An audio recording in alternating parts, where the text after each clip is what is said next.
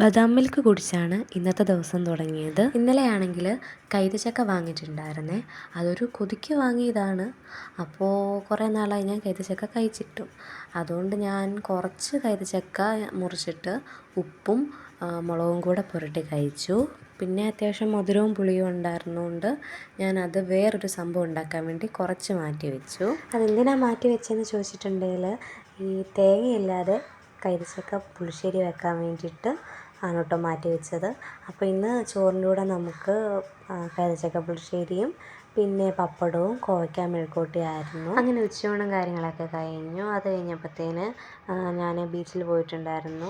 കഴിഞ്ഞ ദിവസം കൂടി ബീച്ചിൽ പോയതെങ്കിലും എനിക്ക് വീണ്ടും പോകാൻ തോന്നിയ കാര്യം എന്നാന്ന് വെച്ചിട്ടുണ്ടെങ്കിൽ എനിക്ക് ട്രാവൽ ചെയ്യാൻ ആഗ്രഹിച്ച സമയത്തൊന്നും ട്രാവൽ ചെയ്യാൻ പറ്റിയിട്ടൊന്നും ഉണ്ടായിരുന്നില്ല. എന്നെ ആരും കൊണ്ടുപോകാനൊന്നും ഇല്ലായിരുന്നു.